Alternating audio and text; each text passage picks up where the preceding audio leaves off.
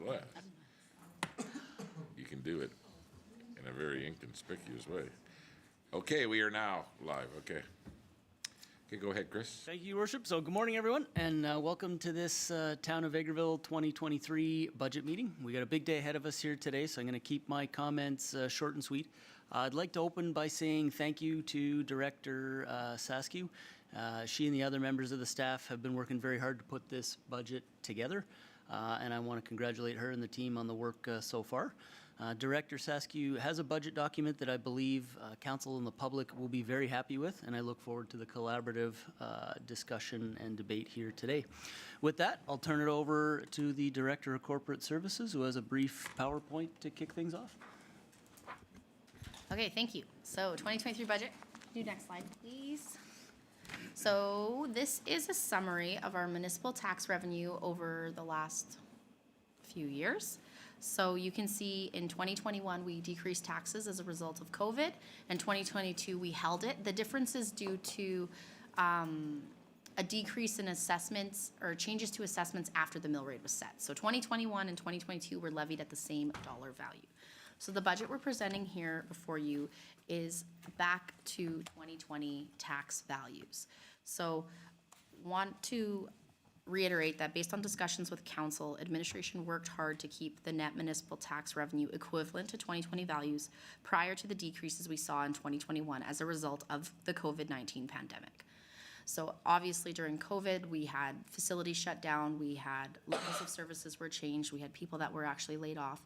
So instead of operating at similar to 2017 values, we're proposing back to 2020. The town is presenting a balanced budget with net municipal taxes of $9,371,398 for this current budget.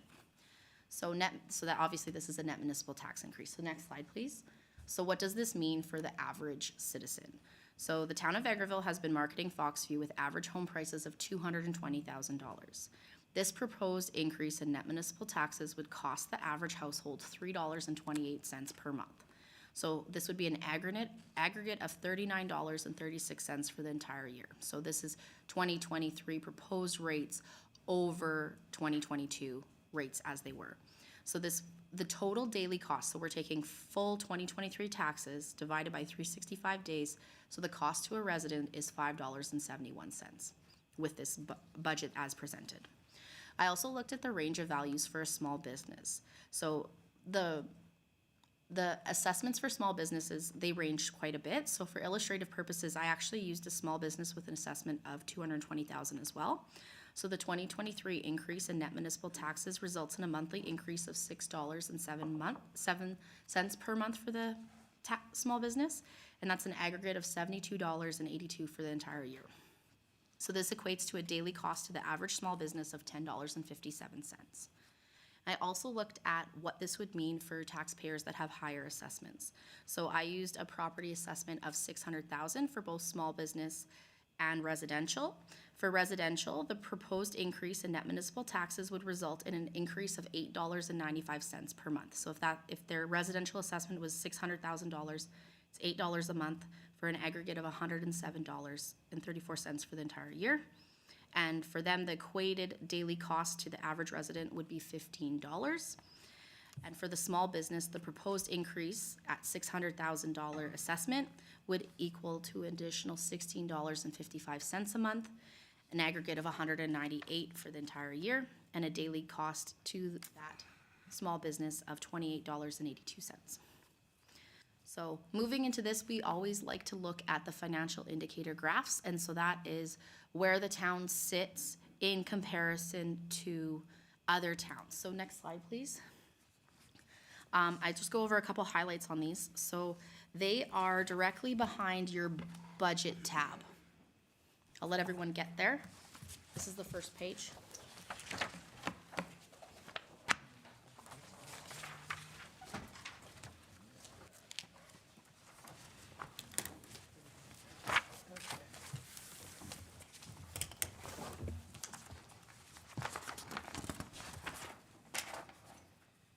I think we're all there. So I just want to go over a couple things before we get into them.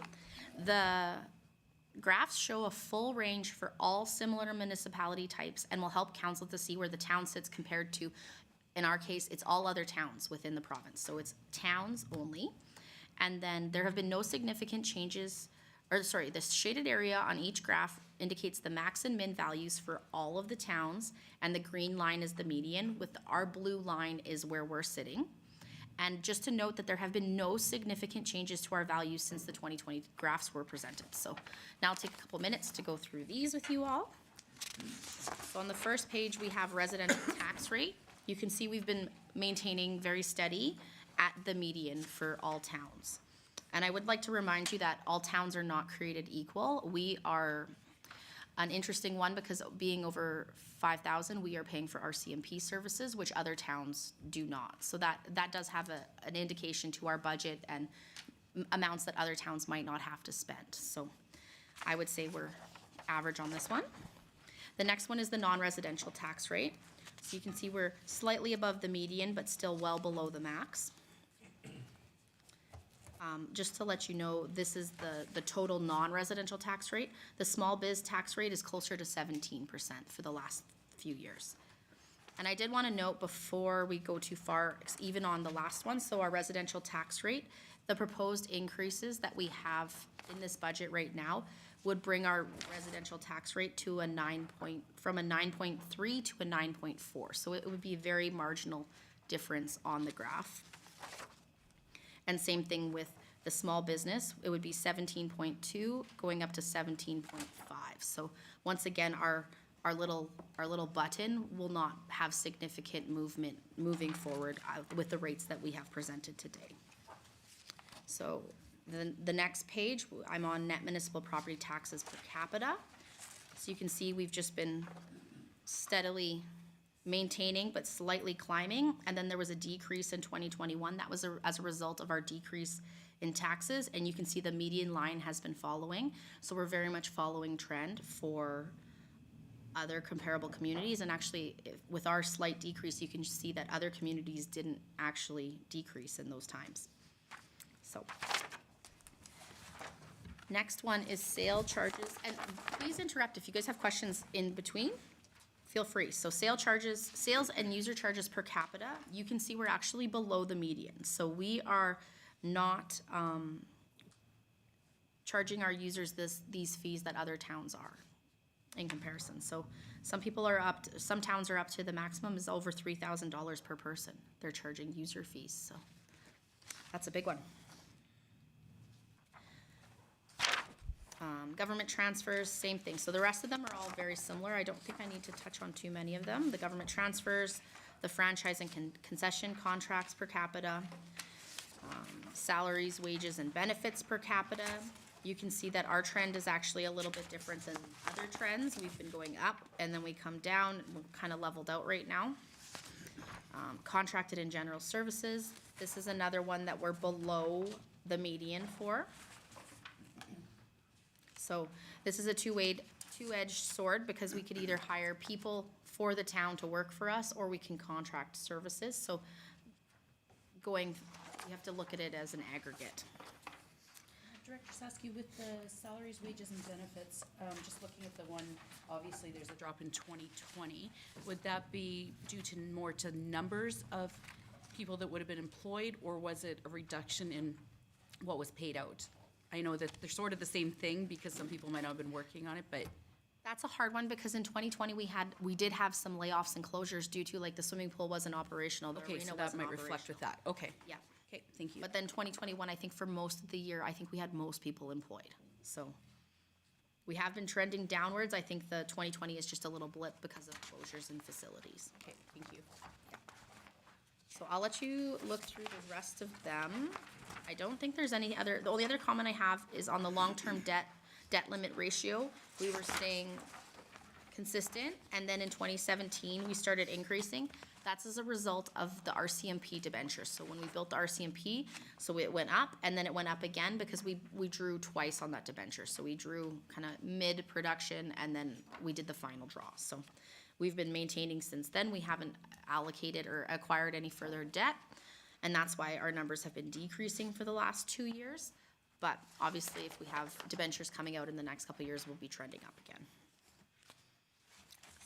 I'd just like to add a point about that line, folks. That 43% means we've used 43% of the total borrowing amount that we have available.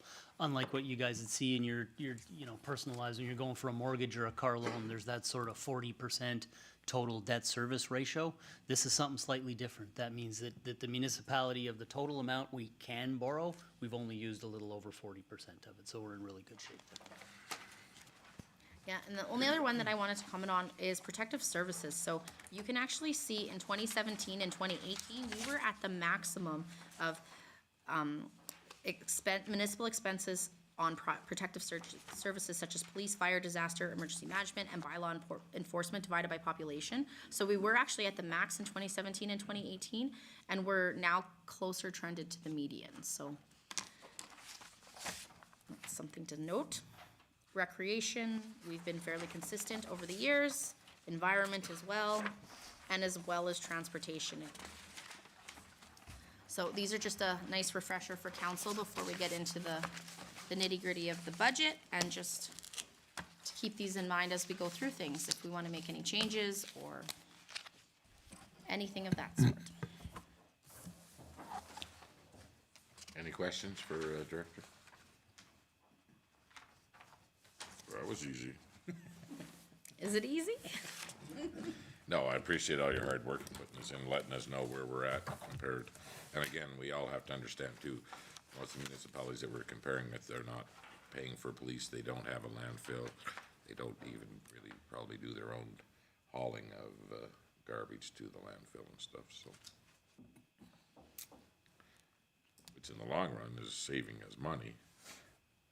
And that could be part of the user fees. Some of those other places, if they're having transfer stations, maybe that's where some of the user fees or the contracted services are coming from, where we're lower than the median. Maybe that's partially why. Exactly. There's other municipalities that don't have a landfill and don't do their own pickup. So on your monthly bill, you get the bill for what the private company charges. So they split it up. So we don't have that. So that's why our user fees are lower than most municipalities. Okay, so now we're gonna get into the budget. So I have one more slide for you. So, budget summary. So in this budget, we have a net increase in net municipal taxes equating to $175,000, a cost of living adjustment for employees of 2.5%, capital funded from operations of $56,000, which we will go into much detail with further on, and replacement projects totaling $265,000, which we will also go into detail. We also have transfers from reserves to fund current operations in 2023 of $679,000, which is very comparable to 2022. A majority of these funds have been set aside as carry forward reserves from 2022 to be used to 2023. As we know, we have a few projects that have been ongoing, so we're carrying forward them one more time, and hopefully we'll finish them next year. I will also have the next slide, I have one final slide for you. So I'm just going to reiterate that we do have grant funding in here. So the Vegreville Transportation Services Society, the $22,000 grant, and the Prairie Tales Animal Rescue, $17,000. So these have been maintained at the same dollar value as the prior year. We haven't had any indication as administration that they have asked for more. So this is what those dollar values are right now sitting in this budget. So now we're gonna start going through the actual changes year over year. So the first page right after your financial indicators, so there should be one that's called taxation and general revenue.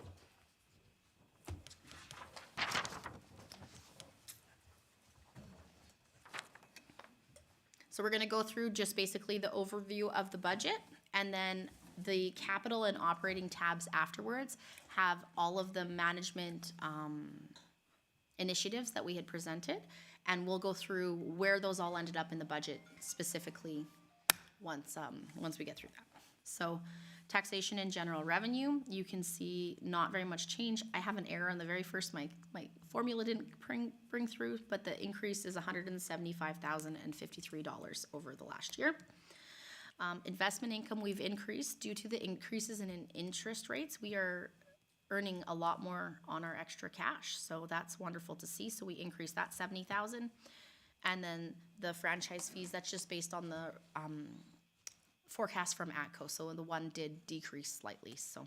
Are we talking, it decreased because they're projecting less power or less gas? They must be, yeah, it was on the one. So our projection was slightly less than over the year before, so. So it's volatile. Normally their projections are pretty close. So when they say we're getting a big increase or a big decrease based on what their projections are, we're normally pretty close. So I think it was the gas that was, or no, it was the electric that was slightly down. So hopefully that's indication that our winter gas bills won't be, or electric bills won't be as crazy. So on the net property tax, the change you have at 0%, but in actual fact is 175,000. Yes, 175. What percentage is that?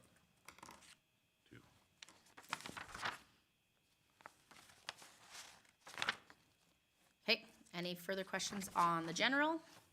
We'll move through into council. So council actually saw some changes this year.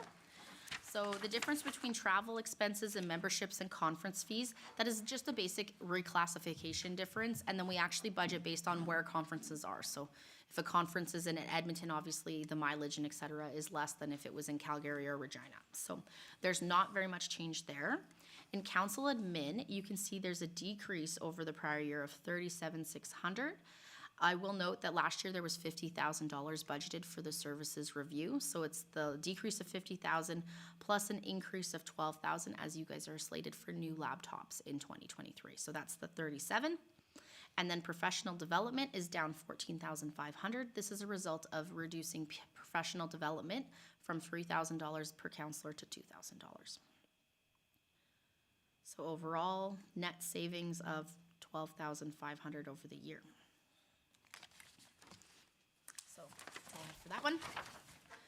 Corporate services, there's a few things I want to note. So you can see the other income is up substantially.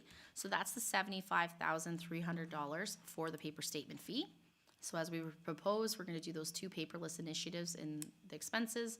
But we're also going to implement the paper statement fee. So distribution of 2,300 utility mills monthly at $2.50 is $69,000 for utilities, and property taxes, we have 2,800 rolls, 312 of which are paperless, so that's actually $6,300 in taxation recovery. And that's just being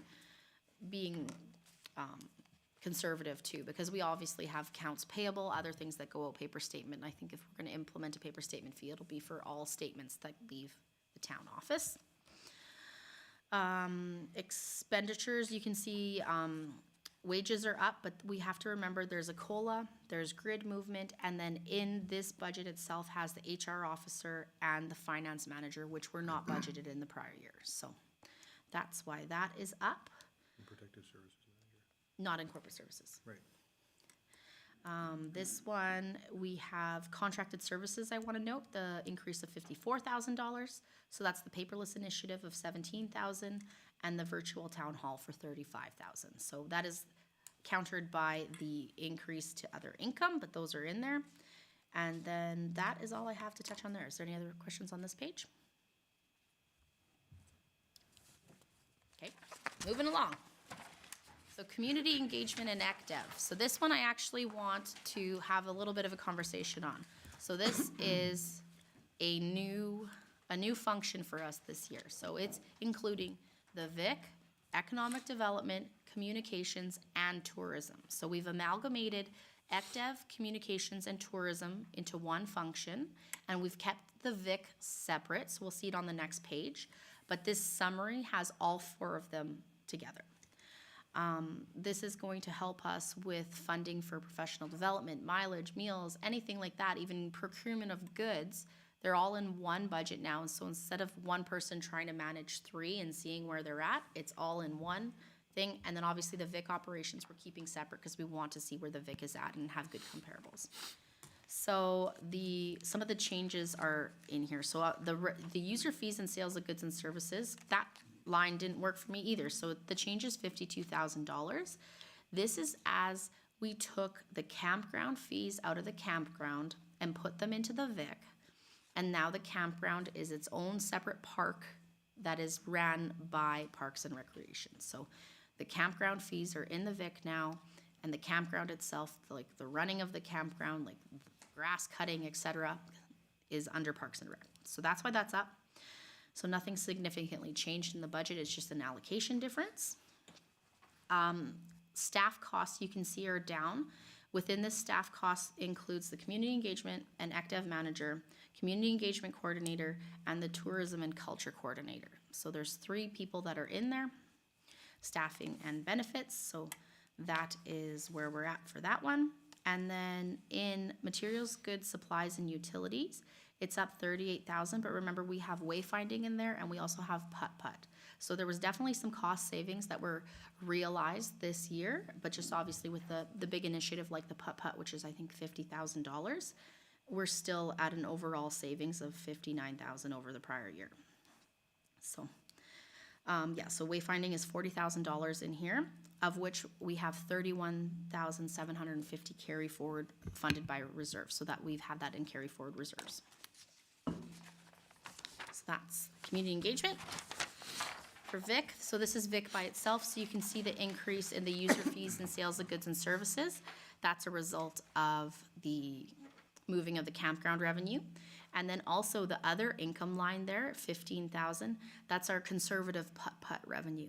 So we're hoping to recover $15,000 of the initial $50,000 investment. And then obviously, depending how putt-putt does in the years to come, that number can go up significantly. We have other nominal expenses in this one, so I will continue on. So legislative services.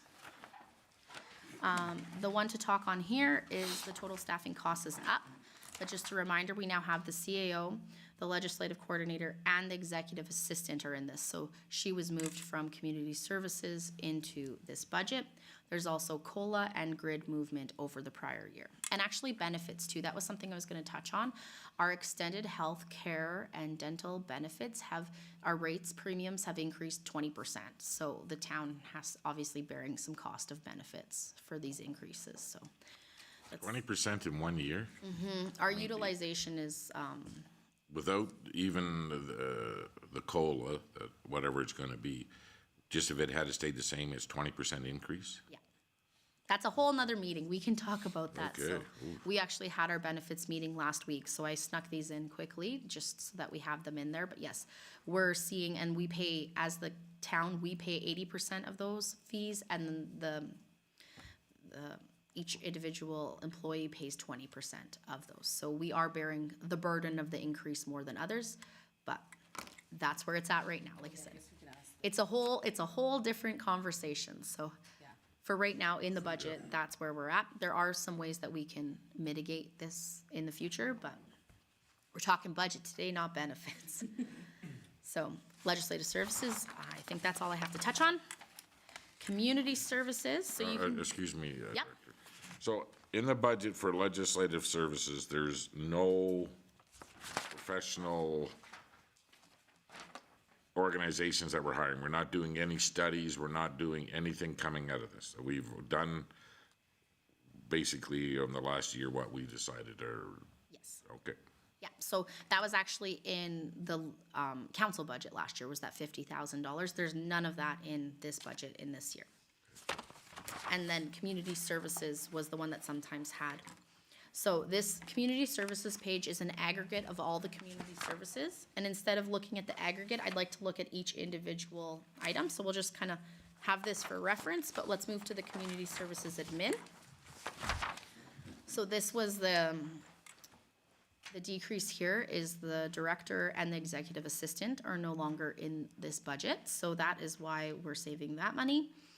And then the contracted services, materials, goods, supplies, and utilities, these have all been allocated to other departments. The things that were actual things that we don't want to forget, we've made them the responsibility of the rest of us here. What remains in this budget is the chamber, Canada Day fireworks for $5,000, the Northern Lights library fees for $31,000, and the Prairie Tales and the VTSS grant. So that's what remains in this budget. So that's why you see some of the contracted services, et cetera, but the rest of it is, Where does the Vegreville Library grant show up? That's in the library, it shows up, but Oh, so it doesn't come out of the community services? no, With every other grant that we do? yeah. Okay, So the library grant it's just a part of our budget. So the net cost of the library, that's our grant, right? It's like FCSS, it's block funding. Whatever their bottom line is, that's what we're funding to them. So there are a couple more pages, we'll get there. okay. Okay.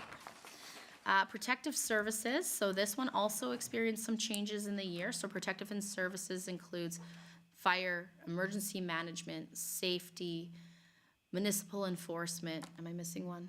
I think that's all. Emergency management, I said. So in here, there's additional wages this year because we have a protective services manager and a full-time fire chief that wasn't budgeted last year. So last year we had a part-time fire chief and we did not have a protective services manager. There's also COLA, grid increments, and those increases to benefits that are all tied within that wage. The other big increase on here is, policing, that's the one I forgot. So purchases from other governments is up $188,000. That's the increases or projected increases of our policing costs. So I think it's that 2% every year now. So that's all in the budget. Capital out of revenue, $43,000. That's a gear washer for $11,000 and the SCBA compressor for $48,000. Like I said, we'll get into those initiatives and exactly how they're funded and where they are once we get to the capital and operating tabs. But these ones are funded actually through transfer from reserves. So, any questions on that one? So they're not carryovers, they're actually, Transfers from, yes, we have a facilities reserve with the emergency services building. I think it's in excess of $500,000. And we said something like a gear washer or those canister fillers, they're actually part of the building. We're proposing to use that reserve to fund that $60,000. But like I said, that's where it's coming from. We'll get into the nitty gritty of it once we get to it. So FCSS, you can see here, there's a small increase over prior year, $14,500. That's just the net ask. That would be our net block funding to the town would be the $185,21. And last year it was the $166,032. So that's where we're sitting with FCSS right now. And same thing with the library is the next page. The library did a presentation of their full budget. So the net ask last year was $200,000. The net ask this year is the $254,078. So there are conversations that can be had with this, but these are part of our budget. I didn't get that. Oh, Siri's listening to me. Siri, Just have a quick question. Yes. Back on FCSS, you bet. what's the increase in fuel goods supplies and utilities? Like I said, I will have to go into there's 17 different columns on that one, so we'll have to look and see what that is, $10,000. There's also $39,000 savings in contracted services. FCSS is hard because a lot of the times we have programs that are funded and they're funded for 3 months or 6 months or a year. So I know for a fact we have one person starting and her contract is up in the end of March, and then we don't know if it'll be refunded or not. So Julie only budgets for grant funding that we know that we have, so that's why it's sometimes volatile year over year. So that one's a hard one. It's hard to pinpoint the one thing. I tried to go through and I'm like, no, it's just because, this grant's gone or this grant's here or whatever else. So that's where that's at. And that's even if you look at the volatility with staffing costs too. So last year we had the one grant for the housing funding and that's not here this year. So it really depends on what grants they have, and that's why their expenses and income is so volatile. So library operations, as I said, an increase of $54,000.78 on their ask this year. But like I said, their budget is inputted into our budget, and the net bottom line, that's what the town is funding. Parks and Recreation. So we're getting to more of the collaborative part of this budget presentation right now. So this is new manager Dan's budget. I wanted to comment on some of the things. Actually, it's very consistent over the prior year. The user fees and sales of goods and services, $35,000. That's likely because of the VIC transferring the campground fees over to them. Things that are in this budget are a scissor lift for $28,000, the Pasanka Park barriers for $65,000, of which 25,000 of them are through a carry forward reserve, as we budgeted 25,000 in 2022 for the bullards that were not made. And then we also have $40,000 coming out of our parks reserve. And then there's actually the skid steer, so the Bobcat skid steer is in this budget as well, also coming from a reserve. Facilities, so we are going through, and included in this, like, there's actually lots of cost savings. Items that are included in this budget are the furnace replacement for 28,000. That's a carry forward from 2022, so it's not actually levied for taxes. It's a carry forward reserve. The Hockey Hall of Fame for $20,000. That is funded through operations. We have the ice edger and the line painter, which are both $7,500 each. There's a parks vehicle coming from the fleet reserve for $50,000, and then we also have our $50,000 general project replacement project budget in here. So overall, a very comparable budget from the prior year, down 2%. So the next we have IP&D. So overall, a decrease or an increase of 1%. I forgot to reiterate that the procurement of goods and fuel has been outrageous. We are outrageously over budget in 2022. So in 2023 budget, we're gonna see this in roads especially. We have projected a 20% increase over fuel as of what we're at today in 2022. So I think that's prudent budgeting. It has taken a significant hit to our net bottom line at the bottom, but I would bear to wage that $39,000 is mostly fuel and goods that's increased this year. From what we budgeted in 2022, just in roads, not parks or any of the departments, to this year, we are up $112,000 in fuel and oil expenses. So it's a real thing, and it's going to affect the budget. Yeah. So materials, goods, and services is up $199,000 over the prior year, just because of the increase in goods. So that's IP&D as a whole. Moving into public works. So you can see slight changes in revenue, nothing significant. Expenditures on salaries and wages, that's due to grid movement, COLA, and the increase in benefits. There were some savings in contracted services. Dale, do you want to comment on those? Sure, a lot of the local paving projects we've done in the past, we talked about the manhole repairs in the previous budget as a capital repairs to certain roads that we're gonna do locally. Those all qualify under MSI. So Megan and I have decided to roll them into that and use the grant program for that. So it was reducing the contracted services we typically pay for the tax dollars. And the materials, goods, and supply, that's mostly fuel, correct?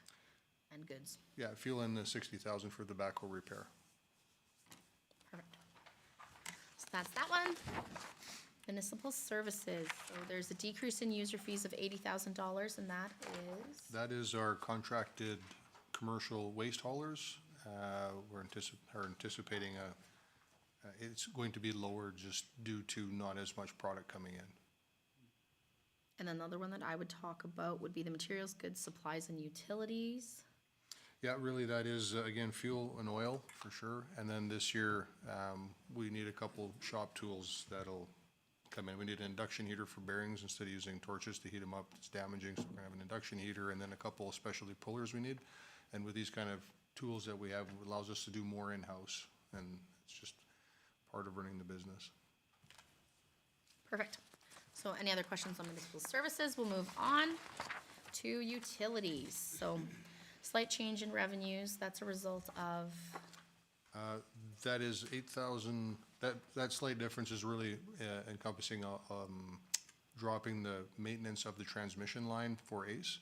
Overall, it's a reduction of about $10,000, but we will see an improvement on the revenue side because we have 3 positions that we're running utilities department, and now we have 2. So by dropping the transmission portion of our responsibilities with ACE, which means driving the line, the valves, air relief valves, everything out on the transmission line. Now the town is running the ACE transfer station, the SCADA system, and we still have our communities that we look after that are not tied in with ACE. These are communities that we go and look after, the Lavois and Andrew Mundare. So what we're seeing with the new fees that we have signed up with ACE on that, we're actually making the same amount of money we were with 3 positions in doing the transmission line. So in a nutshell, we're down to 2 staff members, and we've dropped the transmission line, and we're making the same amount of money. And Ace has agreed and signed off on, We just signed off this week. Yeah. and is that a 1-year contract or that Yes, it's a 1-year contract, and then we both have a chance to see how it's going, because now what we have is a stand-ready fee that we didn't have before, because these 2 guys are on call 24/7, right? They take turns. So there's got to be a standby fee for that. That was incorporated into the new agreement, and then by incorporating that and dropping the transmission revenue, we're really, and 1 salaried position, we're back to making the same amount. and is there a possibility that we would still get called out to assist or to take care of something on the transmission line? Did we okay that with Ace that if they needed us, we would still participate at a certain hourly rate or? No, that's not on the table. They have someone, they're looking for someone else or have someone else that's going to take over that entire responsibility. Okay. So like I said, Dale touched on it, so they moved from 3 full-time positions to 2, so you can see the savings in the staff cost there. And then contracted services is up, that is included in there is the desludging of the lagoon, I believe it's for $40,000, $42,000. That's correct.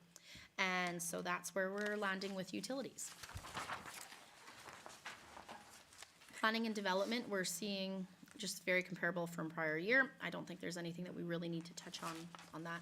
I've got one thing You've I'd love got to touch something, on. yeah. Innotech has just contacted our development office. They've got another large renovation at Innotech's building in Vegreville to the tune of about an $18 million job, which means about $1 million in building permit fees, which we've received 25% of that. So that's a real nice push for the community, and a lot of activity going to be happening there this year. Or 2023, but the revenue will drop into 2022 because they'll be paying their permit fees probably this month. Good. Like to see the province spend some money at that facility. Yes. So that's the budget in an overall. I did want to comment on some things. So obviously we had lots of changes to positions and people and departments in the year. And it was very interesting after I looked at 2022 budgeted wages to 2023 budgeted wages before I applied the COLA, I was actually within $20,000 of the same amount of funds. So like we had said and reiterated when we were doing the organizational review, that in the end, the net cost wasn't actually going to be significant. So I can happily say that it was $20,000 was the increase in net wages over the prior year before we applied the COLA and the benefit increases and everything else. Like obviously we have things in there that are, it's hard to compare apples to apples year over year because there's so many different factors, but just the net budgeted wages from 2022 versus net budgeted wages in 2023 was only $20,000 difference, so. And you had those new positions in there as well? Yes, that was with the new position. So I took 2022, what we had budgeted in salaries, and then I took 2023, what we have budgeted in salaries before I applied the COLA, and it was within $20,000. So we are very similar to prior year, and that was including some of the grid movements too. Could you explain grid movements for the public listening in? Okay, so when people are when they are hired by the town, they are put on a salary grid. So we have increments 1 to 8, and based on merit and years employed at the town, you move up the grid. So you start at this dollar value, and grid 8 is, I think it's like a 1 or 2% increment throughout. So that's just part of the agreed upon salary range when you get hired with the town. Okay, I just wanted the public to understand that, and the COLA is above that. Yes. Yes, we also have a lot of 30-year employees here that have not had a grid increment for many, many, many, many years. So if we don't, so those people get penalized if we don't have a COLA because they're stuck on grid 8 and they have nowhere else to go. So that's what that COLA does as well. So, and inflation's at 6% for right now, 6.5% this month. So even if you pay me the same last year versus this year, if I'm on grid 8, in the end, a dollar today is not worth a dollar tomorrow. And even CPP and EI, their contribution rates have been going up annually. So if we pay someone exactly the same as last year, moving into this year with the increase in CPP rates, they're actually bringing home less tax or tax-free dollars. So that, like, that's the unfortunate part of it, is so the government increases their rates, and in turn, it puts the onus on the municipality to ensure that their employees are getting paid equivalent to the prior year, even without thinking about inflation. One more question. When a new employee gets hired, how long before they reach that first grid? Well, they're hired on the grid at some point, like it depends on experience. So if somebody's brand new to their position, they'll be hired on grid 1. If someone has a decent amount of experience, they're sometimes hired on grid 2 or 3. Increments are looked at once a year on their anniversary date. So you have to work a year. Easy one. I said easy, actually, this might not be an easy question. I think when we were talking about COLA the other day, you said when you do the COLA, it's just like standard across everybody, right? And that included like seasonal workers, like summer workers and stuff like that? Yeah, so it's the whole grid, so it includes hourly employees as well. Okay, so does it, and this is, you may not know this off the top of your head, but just thinking about, say, like summer students that are hired for a very small period of time, say even under like Canada Summer Jobs and stuff, does that increase in the COLA, does it equate to a lot, I guess is my question. And the only reason I'm saying this is overall with the COLA, I like to see an increase for staff, but if we're just applying it to everybody and we think that potentially our summer student wage was, good, I don't know if I want to say I just want all employees to see a COLA. So if it's a very marginal amount, then it's not a huge concern, but if it actually equates to several $1,000s just in the summer students, then maybe that would warrant whether we apply COLA automatically across. That could be done, so we could apply the COLA for everything except for because the seasonal summer students, they're on their own grid. They have their own grid, so you can leave those ones out if you wish. That's a council decision, it's not. Great, well, we can definitely talk about that. And yes, I do have Canada Summer Jobs factored into this budget as well. I was gonna go to overall summary, the first page. This is our consolidated everything budget. So you can see the net surplus before amortization. 2022 budget was $4,500, a net surplus. This year, we're sitting at $3,100 net surplus. And in that $3,100s, we also have $70,000 going to general reserves, which is topping up our operating reserve, our general operating reserve, which is at this point in time slightly overcommitted. So we are being prudent and budgeting into reserves. So there's always those things that pop up throughout the year that we have to pay for, that we often take out of operating reserve, that general operating. So in this budget, we have $70,000 going into general operating reserve, and that would fund some of those things that we have to pay for. A tree falls down at the spray park and we have to deal with that remediation. That is budgeted into here as well. So there's no other reserves that are being topped up within this budget? There is, yes. We have, I have it written down. So we have transfers to operating reserves of $129,070, which is expected surplus, $55,000 to the facility life cycle reserve for the multiplex, and $4,400 to the cemetery perpetual care. That's operating. Transfers to capital, we have $280,000.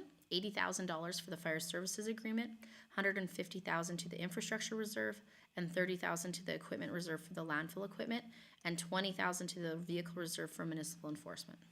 So there are capital reserves. So the infrastructure reserve, is that money that we're bringing in the monthly bill, or?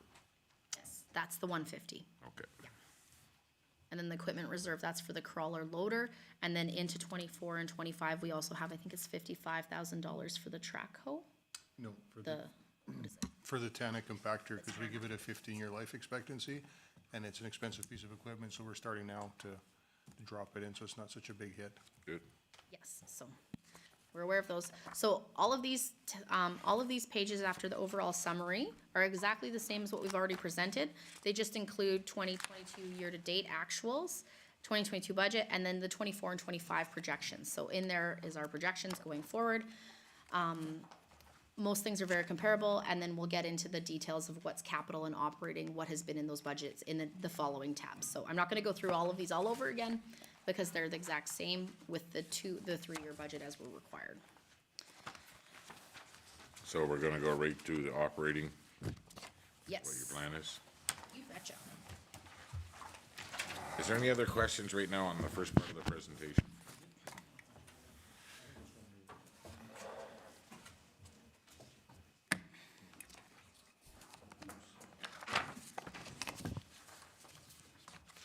Do we need a small break? Yeah, we can take 5.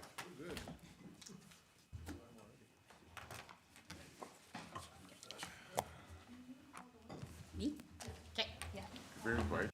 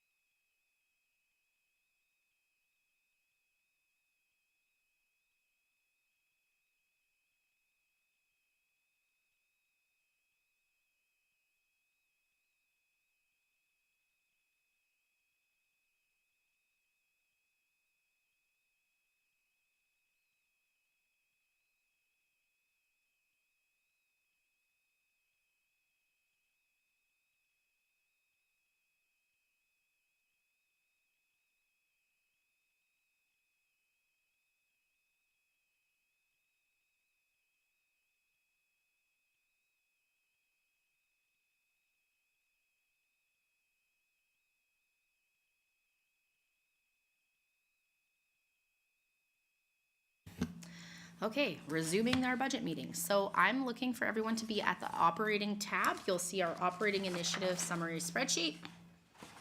And we're gonna go through the management initiatives that were presented and let you know where they all ended up in the budget. So we've looked at the budget overall, and now we're gonna get down to a line by line item listing and seeing where we're at with everything as we go through. So number one was virtual town hall. One other thing I wanted to note, so I've separated these initiatives from what was originally presented in the workshop into operating and capital. And I've also kept the numbers the same. So number 1 and number 25 on our original listing is still the same. So you can see that numbers are slightly out of order here. They've been moved between the two spreadsheets. That I wanted to clear up first. And in the yes, no column, we have 1s, 2s, and 3s. That is based on the results of our findings during our workshop. So under corporate services, we have virtual town hall, paperless AR, and paper statement fee, which is a credit of $75,300. I'm sorry, Councillor Lemko, I never actually fixed that to have the brackets around it to show its revenue, but nonetheless, number 3 is a revenue item.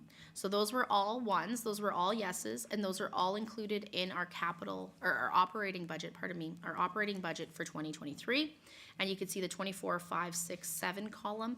Those are ongoing initiatives, so we will have to pay those dollar values annually. So the virtual town hall is a $35,000 implementation, and it'll cost us $10,000 a year to maintain.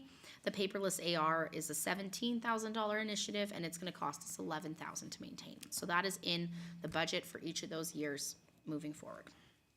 Any comments on corporate services before we move on? That one's fairly self-explanatory. Feel that 75,300 is a little high. That is the paper statements that we send out right now.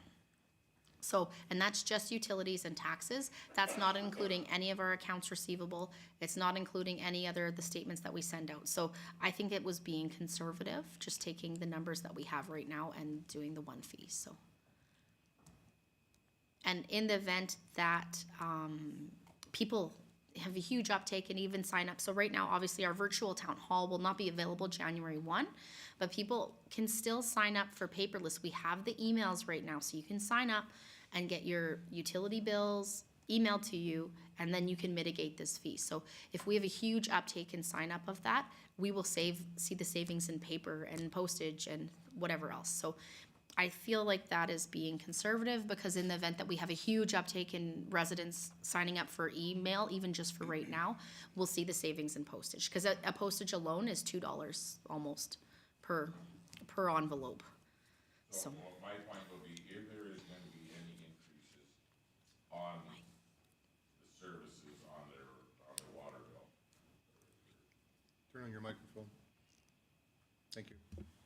So if there is going to be changes, additions to, let's say, infrastructure, garbage, because we all know that the cost of collecting garbage is going up and the fuel and stuff. Plus, there will be a statement for on every statement will be a $2.50 charge, reminding people, okay, everybody's well aware of that.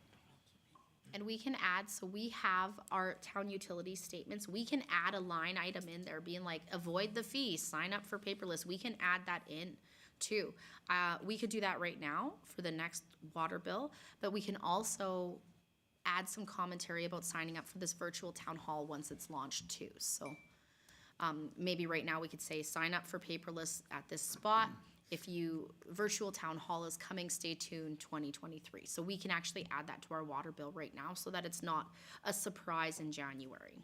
And do some public education, we can do social media posts, etc. So we can give people time to sign up. And like I said, so if a whole bunch of people sign up for paperless right now, and this fee is maybe overinflated, we're gonna see the savings in just alone in envelopes and postage and everything else. Because postage alone is over $1 for one item.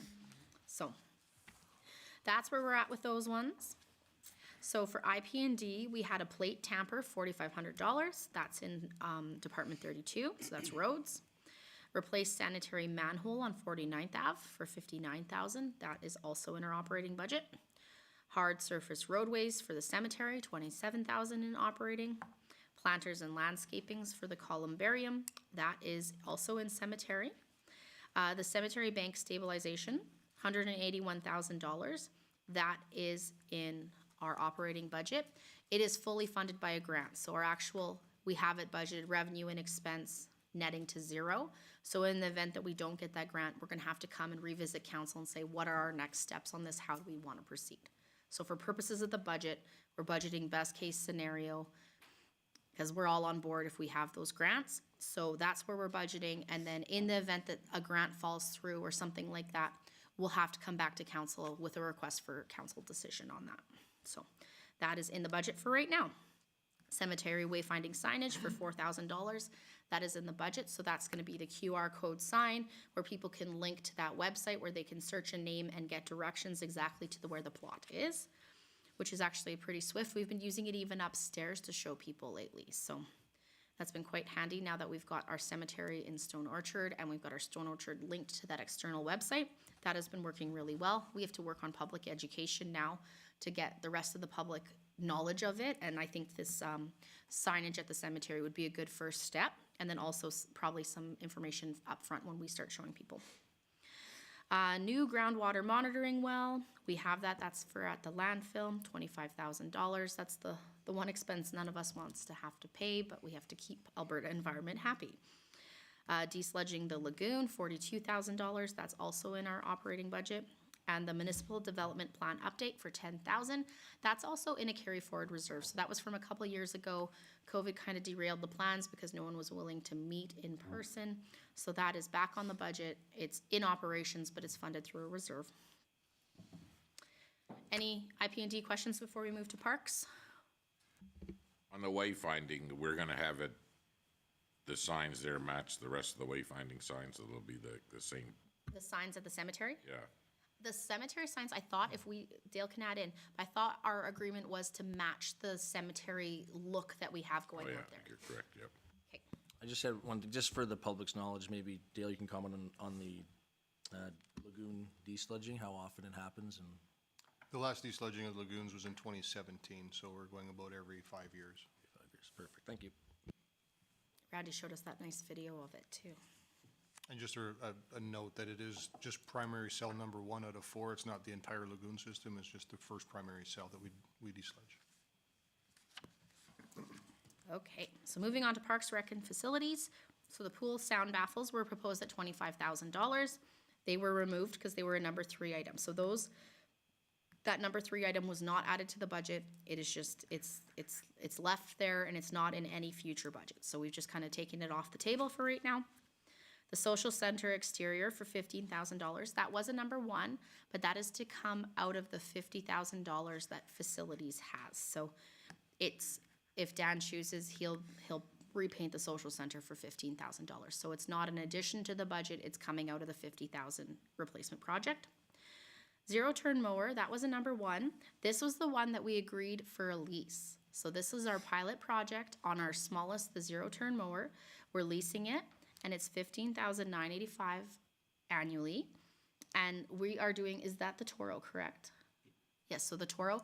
The John Deere and the Kubota, the limits on the hours alone, I think we were allowed 500 a year, and we put on over 1,500 hours in 1 year. So the limitations on those leases would have been, we would have been out of the lease within a year. So all of the benefits of not having maintenance, et cetera, would have been gone. So this is for the Toro mower, the leasing it pilot project. We'll see how that goes for us. So that was what we agreed upon. Post office stairs and boilers. So that was taken out. It's $95,000. I think it was $45,000 for the stairs, and the remainder was for the boiler. There was no clear indication of where it is, and maybe Dad can add a little bit more to this, but I feel like the facility, we need to do an overall assessment of it, like, are the stairs, like, there's so many different things on that facility. We need to take some time this year, decide what and prioritize what needs to be priority, and then put that in the next year's budget, instead of just throwing funds to fix here and there. So I'll let Dan comment a little bit more on that. I think you summed it up pretty good. I think we definitely need to see what that building's like and what shape it's in. Myself, I don't really know. I've only been in there a few times, so I'd like to assess it before we spend any money on it. Right, Chris? Yeah, thanks, Your Worship. I think in that one, it might be prudent to consider some type of building envelope assessment, because we know we've also had a concern escalated recently with respect to the the fire escape stairs on the outside. I went and looked at that personally along with the manager as well, and there's some soft spots in the gravel roof up there. There's definitely some painting on the flashing that needs to be done, so it might be worthwhile to put a few bucks in to have somebody come out and do a full building envelope assessment. Okay, well, go ahead. Sorry, when I'm looking at the last project list, I don't see number 65, which is this one. It's been added. Okay. This is like, so I was gonna say, there's a couple that have been added in as the things that have come up basically since our original one. So that's why it's number 65. It's just another concurrent number that was available. So this is what was brought forward. We need to look at the boiler, and then we also need to look at the emergency exit stairs. So this is why we're bringing it up. That's why it doesn't have a 1, 2, or 3, because it was never really prioritized by council. But at this point in time, we have to decide what we're doing, either 2023 or 2024 and on. Okay, because I guess my question would be is, if we're talking the emergency stairs, that is quite different than the actual stairs that go into the facility, which are in a perpetual state of, they're not good. And we've repaired them fairly recently, so I would just be concerned that, I agree with the concept of evaluating the building, but those are two separate scenarios, and we haven't discussed that, so. Yeah. Yeah, and part of this again comes from that sort of, that issue with the outside stairs there was sort of escalated throughout our pre-meetings, so it's kind of just come up that might be worthwhile to have that building evaluated and inspected formally to see what we need. Okay, so as a follow-up, Your Worship, so then I guess my question would be is that a larger building envelope evaluation would be quite different than one of the buildings that has a large number of daily traffic. So I'm quite certain that our facilities manager will make sure that it's in good working order, and that's a different conversation than the flashing, for example, but I just wasn't clear. Well, in all honesty, it's the worst lease agreement in the history of the town of Vegreville. It is the worst facility that we own that's gonna suck money out to house a Government of Canada office. So I'd like to have a conversation about walking away from it altogether, because you'll never get the money back in out that we're gonna put in on the agreement that we have with the post office. We should not be housing the post office on the dime on the backs of property owners in this community. But we can have a bigger conversation about that moving forward, because it is terrible what they pay and what we put into it. So, like, I know some people here know exactly what the lease is worth and what what we get out of it and what we put in hours of maintenance, snow removal and everything else to try to bring it up to code. And the boiler at $95,000, I don't even know if you could do it for $95,000, to tell you the truth. So I think we just leave it for now, but I'd like to see it come up at the very first of the new year, where we're gonna go with this facility. Because it should not be on the backs of the taxpayers of Vegreville to pay what it's gonna take to house a Government of Canada post office, I guess so. Go ahead. Yeah, thanks, Your Worship. So would council be in favor then of amending that line to say something to the effect of, post office building assessment to happen in 2024? And then we agree that throughout 2023, we have those conversations about what council's direction is with the building, and we go from there. And finance can certainly present those numbers in terms of revenue and expenses, and we have that conceptual discussion about what the long-term viability of that particular building might be. So what you're saying is we're not spending a dime until we have a very good conversation. That's exactly right. About what it's gonna cost to bring that place back to where it should be, compared to how much we're bringing in a month, and a real true up. Yeah, because I don't think anybody, when they find out where we're at with that building, will support dumping any more money into it. Gotcha.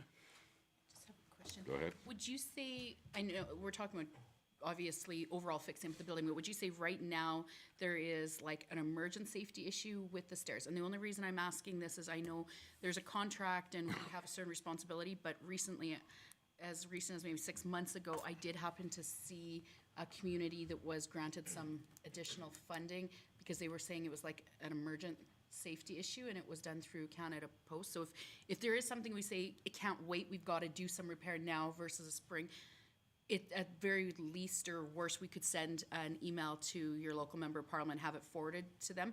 It's an ask, if there's an emergent use. I don't know if we need to or not.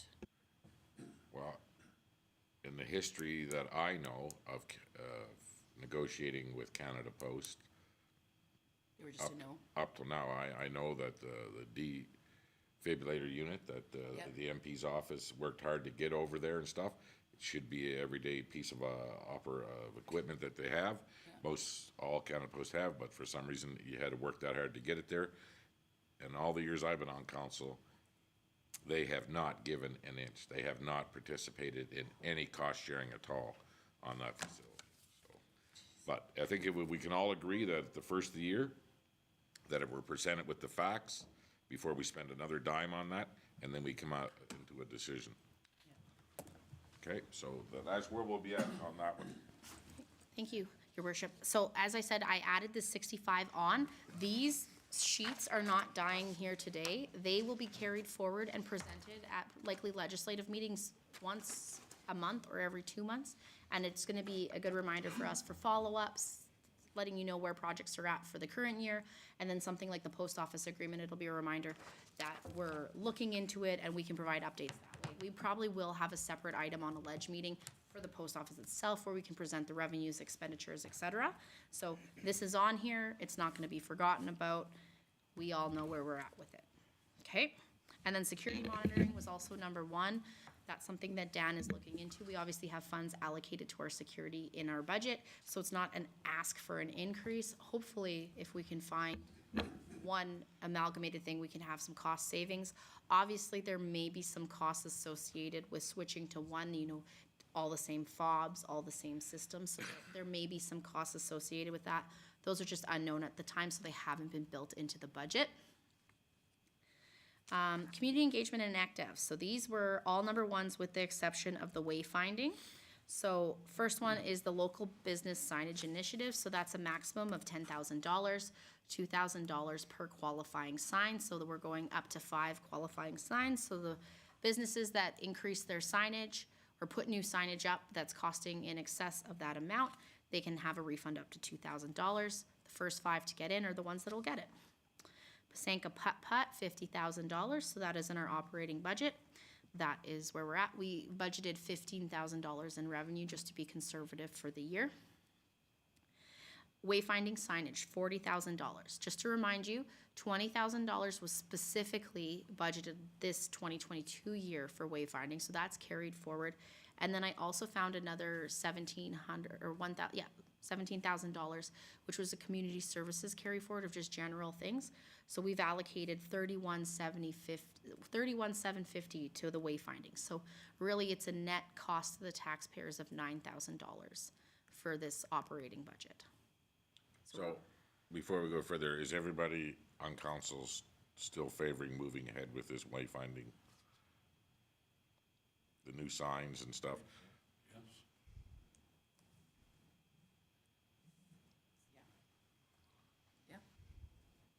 Thanks, Your Worship. And just to confirm, this wasn't necessarily for physical signage. This was to undertake the planning work, the designs, the writing, the lettering, all of that sort of behind the scenes work to get us there. So that's kind of weird because we already seen all that presentation. We paid someone to do that already. So you're saying that we're gonna do it again? Go ahead.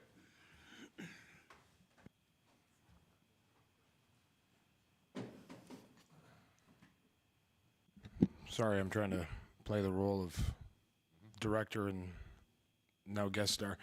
In regards to the wayfinding, what council saw, and again, you'll have to forgive my ignorance when it comes to how far this goes back, because I know it goes back a ways. You probably saw 2 presentations. One from the former economic development manager. This goes back a few years, I believe, to 2018, where the Economic Development Committee was tasked with this project, the wayfinding, and they had contracted Cygnus wayfinding. I'm not sure if they brought the presentation to you, but at no point was there ever actually a design put forward with Vegreville's brand on those signs from that company in 2018. What they did was a preliminary assessment. They essentially noted that, yes, the current signage in this community is confusing. It certainly needs to be upgraded. And then they put forward a bit of a plan in terms of how you could start taking those next steps. That was the initial foray into this wayfinding conversation. The next thing you saw was from a former director who had worked a little bit with a local company, from what I understand. And again, speaking slightly ignorantly here, but based on what I've come to, conclusions on my research here, we never actually contracted the design of the signs out. And as I alluded to in previous conversations, I left meetings not 100% sure if we had consensus of council in terms of what the design was. I believe this was prior to the arrival of Councillor Curtis and Councillor Bullock, but there were still conversations in regards to, let's say, do we want icons? Do we want this? Do we want that? So we haven't actually invested any town money into the design of the signs. That has not actually happened. This $40,000 is going to put us in the preliminary conversations where we're going to get the signs designed by the professionals. They will give us essentially a roadmap as to where these signs should go, determined by professionals.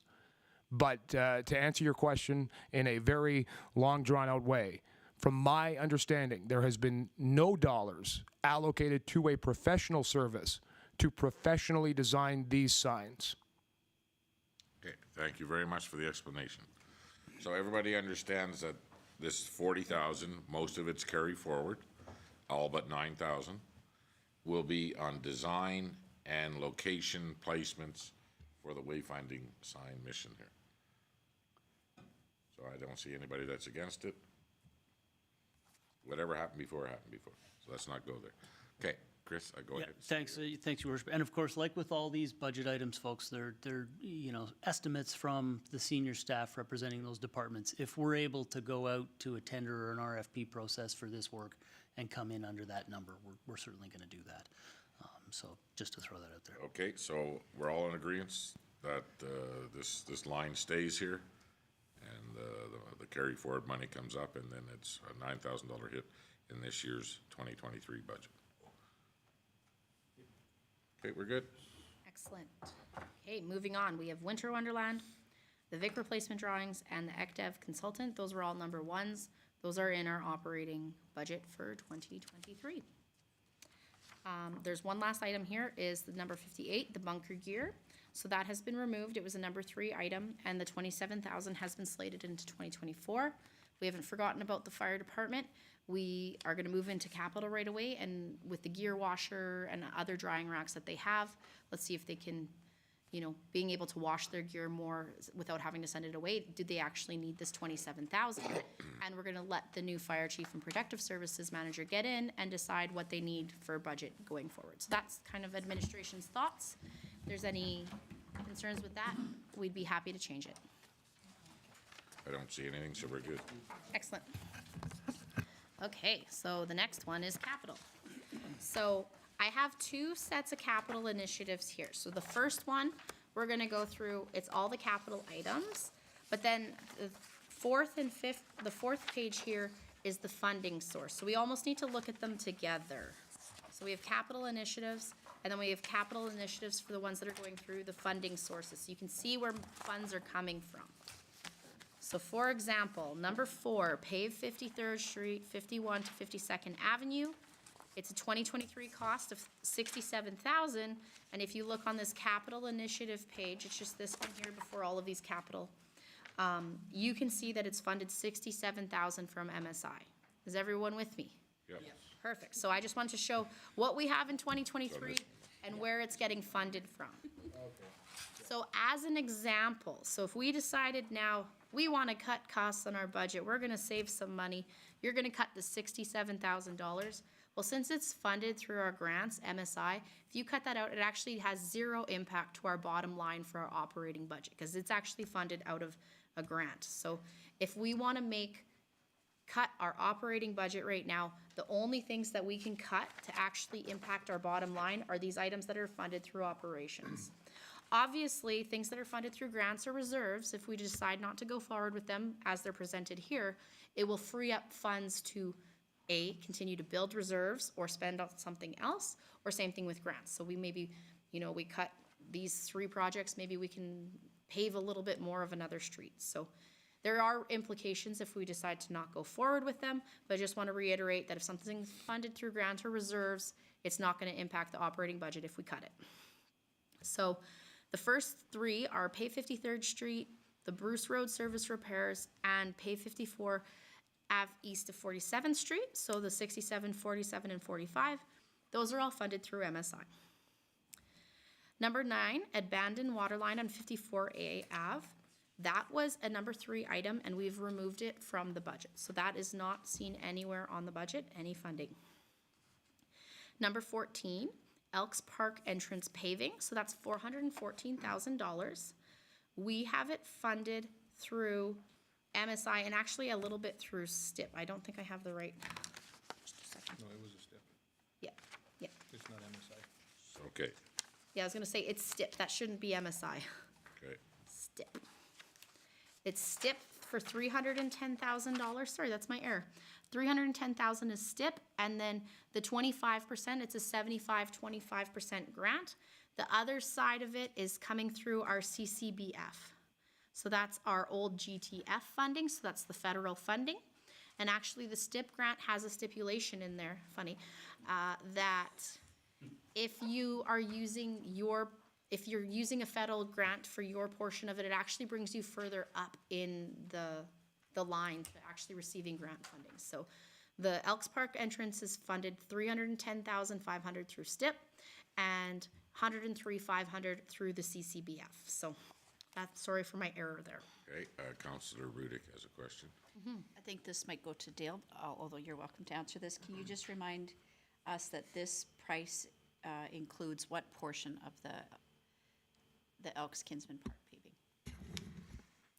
This portion will include the entrance up to the Vic, and then from the Vic to the sewer dump stations. And it also includes a loop around the turnaround to get yourself heading back east through the sewer unload stations. It's everything. So the whole thing right around into the sandy dumps and the. Yeah, that's correct. And sorry, just again, for clarity then, there will be some gravel portions that are further down into the the lower west. portion? That's correct, yes. But the portion that the public and visiting public would use would be all paved by this project? Would be all paved as you go into the park, past the Vic, past the cook shack, get in and around to unload your trailer, hook up with fresh water and go, will all be on pavement. Excellent, thank you. And just to reiterate, council does have a motion in there too, saying that if we aren't successful with the STIP funding, that we're still gonna do that first section, that was the red section on there. So if the STIP funding falls through, we have $103,500 already allocated in the budget, and we will have to come to council for a request for a decision to determine what we're gonna do to fund the remaining part of it. Like I said, in the last one with the cemetery, we're budgeting for what we hope is the best case scenario, and then we will have to come back to you for decisions in the event that that STIP grant doesn't come through. So, just so we're clear. Next item number is 15, and that's the hot pour crack filling machine, and that is funded through MSI as well. So that is contributing to our roads, so we have that coming through MSI funding. The next item is the line painter, and that one's funded through operations. The rubber tire backhoe number 18 was removed from the budget. It is budgeted in 2026 for just the same model that we currently have for $320,000. So that has been taken out of 23, and we're budgeting for it into 2026 at this time. We're doing that $60,000 of repairs. We're hoping that it can take us through for the 3 more years. The commercial paper shredder, $48,500. So that is actually coming out of reserves. And the Public Works half-ton, we had 3 half-tons presented originally. They were all maybes, and it was agreed that we would do the 1 half-ton, so that came through for facilities. So this was removed, and it's been put into 2024. The landfill boundary fence, phase 2 of 2 for $8,500 is being funded through operations.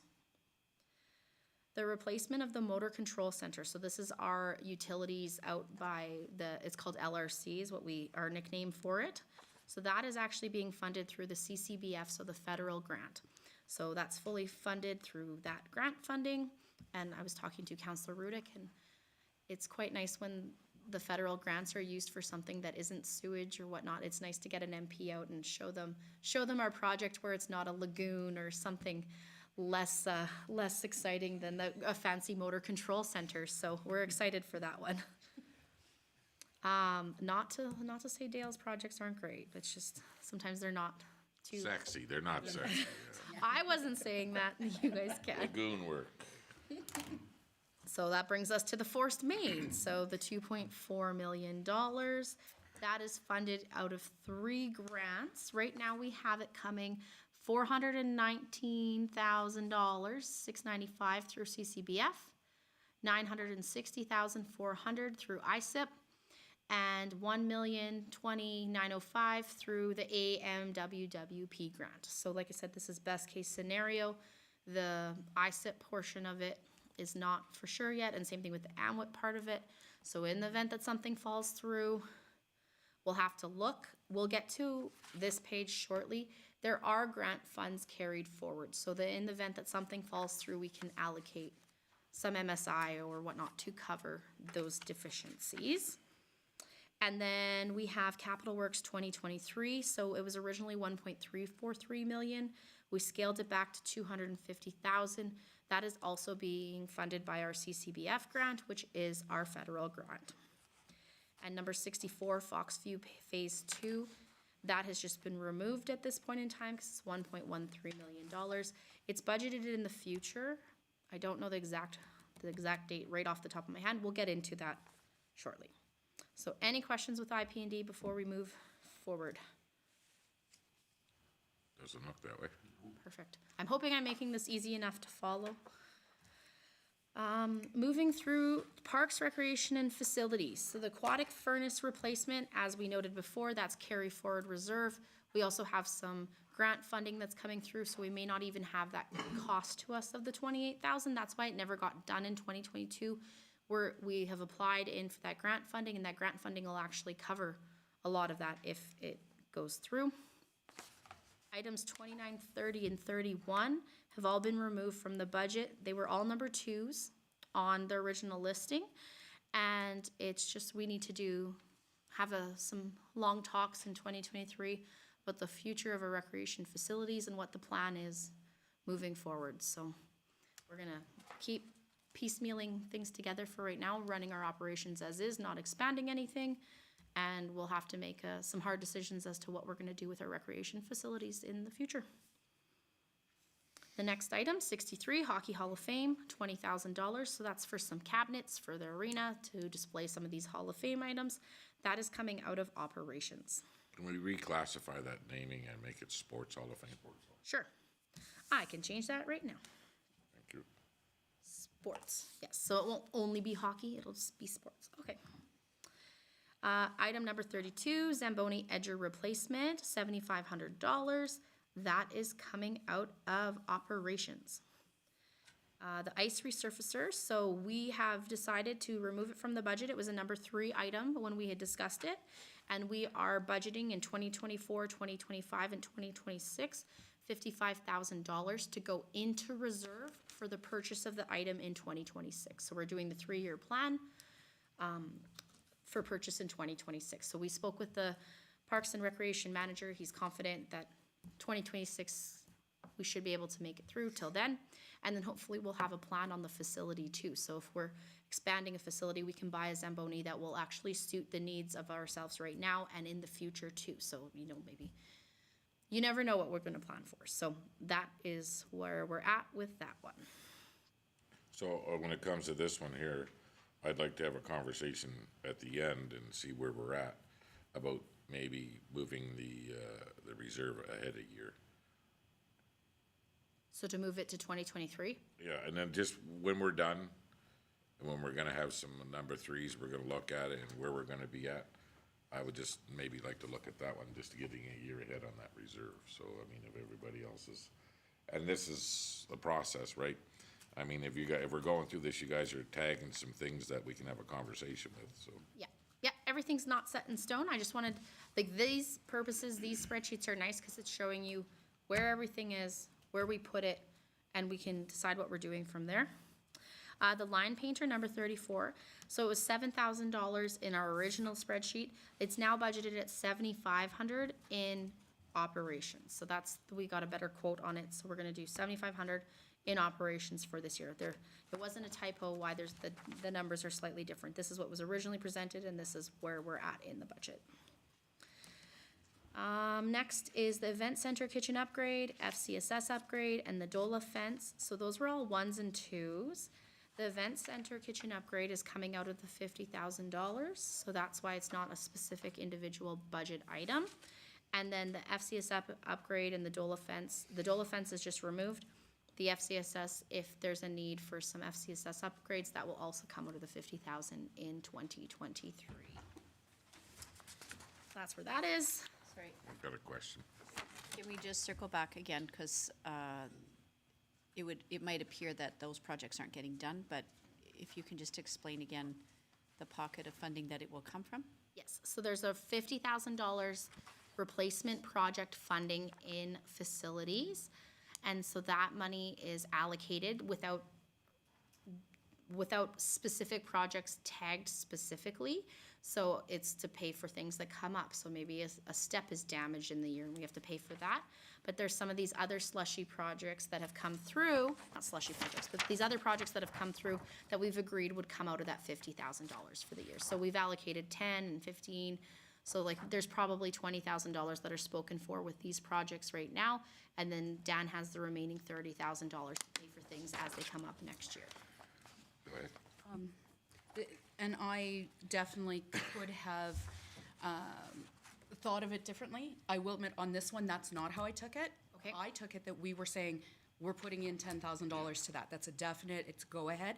And then $50,000 was for the additional projects. But I did think this one, we weren't saying, you know, to pull out of there. I thought we were sort of saying that this was specific and we were allocating 10. And then if you felt that you needed to use another bit out of your 50 to do something additional or improve, but I don't know, I just think that's how I had thought, is that we were literally saying 10 for sure to this over and above. We could happily add the 10. Does anybody disagree with Councilor Roala? Was that the understanding that the 10 was in and the 50 was in play on its own? Sorry. What I had written down was 10 for that project and 40 for the miscellaneous. That's what I had written down, and that could be wrong. I guess the reason that it's catching attention is because we want to ensure that it's a usable facility, so it can continue to do the things that, or it can continue to grow in the capacity that we want it to be. We want it to be an events facility that's usable. So we definitely, I think, Dan's heard our desire to have that prioritized, but my notes might be wrong too. Go ahead, Councilor Barry. Thank you, Your Worship.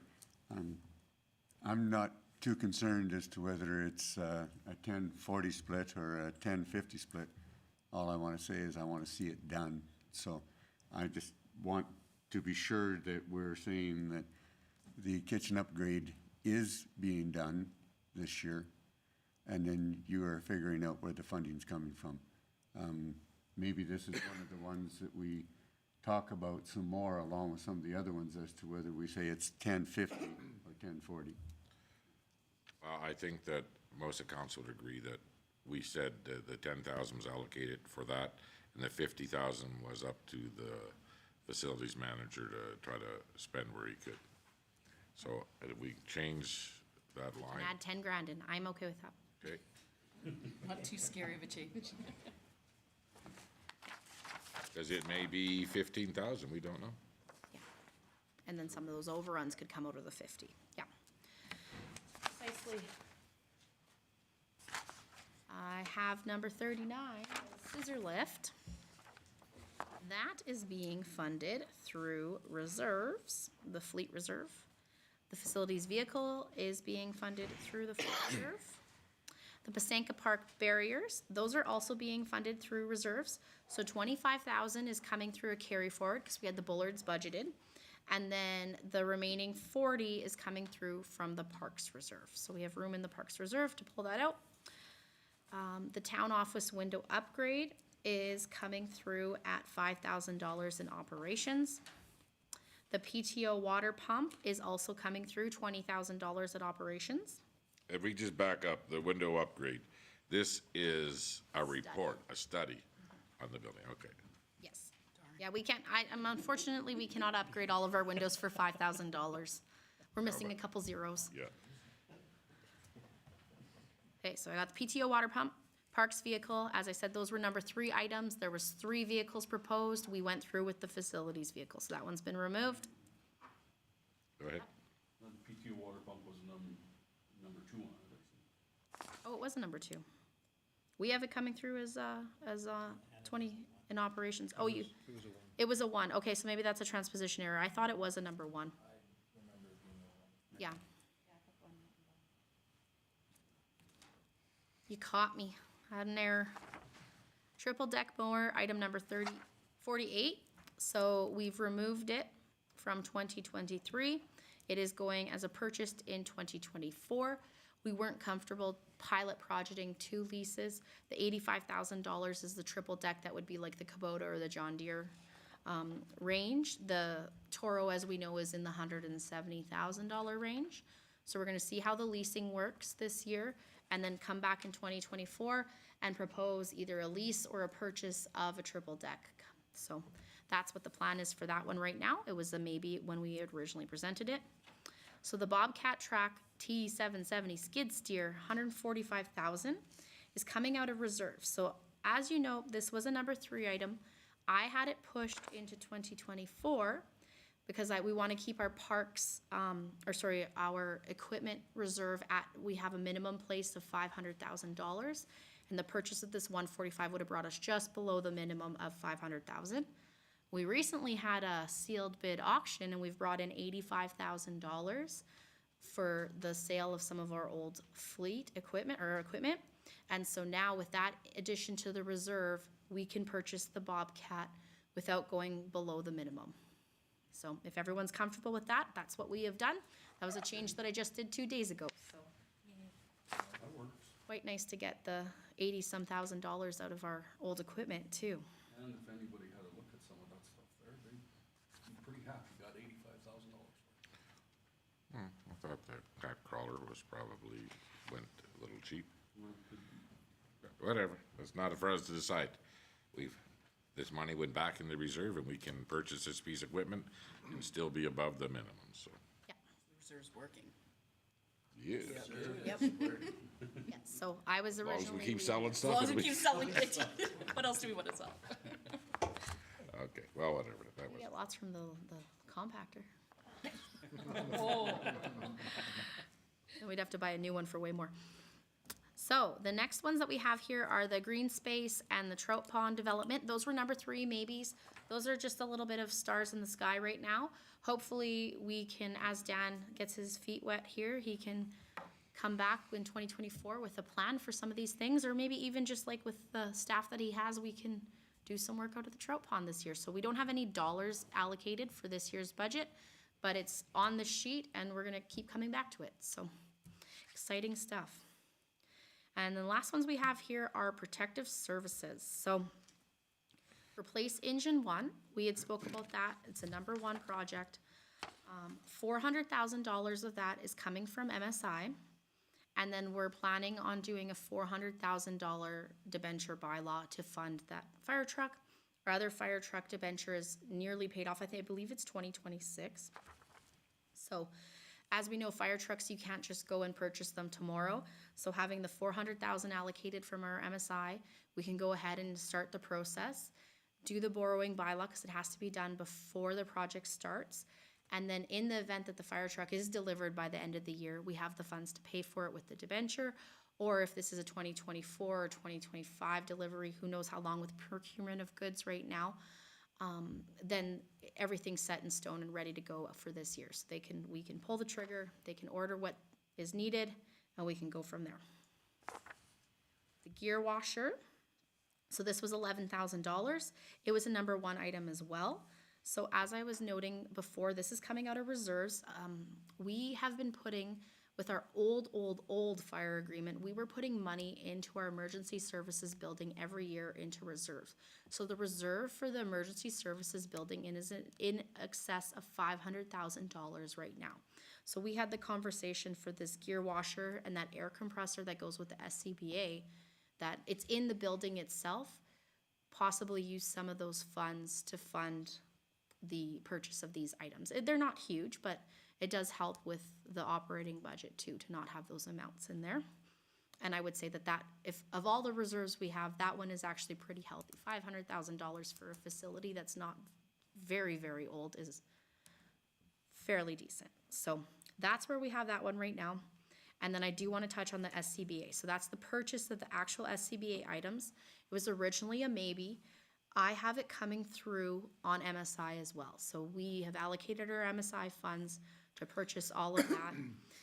I don't know if maybe Chris can talk to, I know we had talked about reaching out to the county to do a joint effort, but I don't believe that they're interested. Do you have any? Yeah, thanks, Megan. So just to share with council, there's a meeting that's trying to be lined up here between representatives from the county, the mayor, and myself, and this is one of the topics there to discuss in that meeting, in addition to the rec agreement. So we'll see where it goes. Yeah, so, and basically, we're gonna have a conversation of how about the new fire agreement and the reserves of $160,000, $80,000 each organization, and how those are gonna be allocated and for what. So we'll try to get that figured out. But, so Councillor, Director Saskew, so you have this SCBA in on MSI. Yes. So that rounded out all of our MSI money is what was left you put towards this purchase? No, we still have some carry forward, so we Okay. can go through a couple of pages. So that's basically wrapped up this. I have something to add. Okay, oh, and yes, the one got increased, so Dale can comment on that. Okay, the SCBA air compressor is not just a new compressor, it's revamping the old air compressor and increasing our storage abilities. We have 6 Cascade bottles in the fire hall, that's our air storage. And what was missed was the 4 storage bottles that are on rescue, so we can fill on scene. So that additional increase from 32,000 to 48,000 is to upgrade the rescue for this SCBA, which will also, that comes out of the building reserve as a air storage package that basically is in the building. So it will come out of reserves as well. I just want to let council know there is an increase because something was missed. Yeah, and it's not on this page because it was ended the day yesterday. And does the building have a minimum on the reserve? Okay. So as we move forward, I don't think that this should be standard operating practice that we take from a building reserve to put, right now, we've fixed a lot of the mistakes that we've seen since the building has been built, and we know that the envelope itself is a solid foundation and a solid building now. But I would like to say that there's gotta be some sort of rules put into what we can and when we can take money out of that reserve, because it is a building fund. Yes, so right now, these reserves are all internally restricted by council, so council can choose to move funds, they can change the rules. You guys can basically do what you want, so it's like you're having a savings account to go to Mexico and you decide, nah, maybe I don't want that anymore, I want a sports card. You guys can, Okay, we can put You that in guys a have the different control. reference, because none of us are going here in a new car to Mexico from a reserve fund. yeah, no, definitely not, but but it's a savings account. Yeah, So yeah. our savings, we can do what we want unless there's something externally restricted. So in the facilities one, for example, we have the multiplex. So we have funds that we've been putting in with the Heather Curling Club annually. So there's I believe it's $108,000 right now. That is restricted, and we can't really touch that because we have an external agreement tying us to that. Same thing with the fire agreement. We have $160,000 in that fire reserve right now. We can't touch that without the permission of the county, or we're violating our agreement. So there's ones that have some external restrictions on them. The other ones are just there, and they're a savings account, and we can reallocate them. We can attach minimums and maximums to them, as we see fit. Go ahead. So I just have a quick question then. So I do agree with your worship that I think standard practice, if there is a reserve, it's for, we use it for its intended purposes, which is probably one of the driving reasons why I wanted a long time ago on council to start having, we had unrestricted reserves, and savings without intention is pointless, in my opinion, if we don't have a reason why we're saving it, which is why I'm very happy that we do have a smaller list with agreements like you indicated. So can you clarify for me then too, then the facilities life cycling reserve is separate from that fire services or the emergency services building reserve?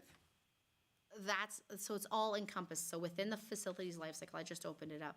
We have a multiplex one, we have a multiplex Heather Curling Club, we have some arena, we have some random emergency services one, and then we've been taking funds out of another reserve. Like within it, there's $566,000, but then there's some internally restricted items throughout. So it's not specific, like in the last, I think it was 2 years ago, we did all that work on the reserves. And I think it's time, again, like in 2023, revisit and do some more work and get them clarified in exactly where we want to go, where the max and minimum. So for example, the operating facilities life cycle, it says purpose to fund certain maintenance and capital replacement, maximum $1 million.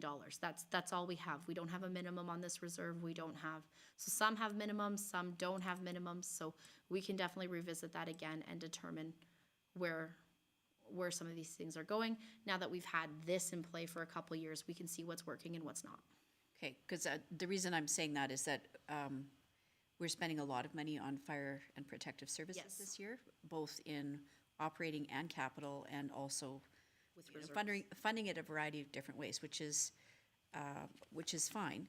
I just want to make sure that we're consistent, because we've got a number of different facilities, some of which, I mean, we've referenced the fact that we've got a very aging facility that people use all the time, that we need to take a look at too. So I would want to tie some of our budgetary decisions about the reserve as well as to the proportion, for example, of all of our facilities across our dossier. We've got a lot of buildings that we take care of, so I look forward to that conversation in 2023 to be able to better understand what our intentions are moving forward and tying that to what our actual life cycling of some of these buildings are, because we haven't talked about that for a long time. We haven't talked about the building envelope for a lot of these, except for the pool, for example, or we talked about the post office this morning.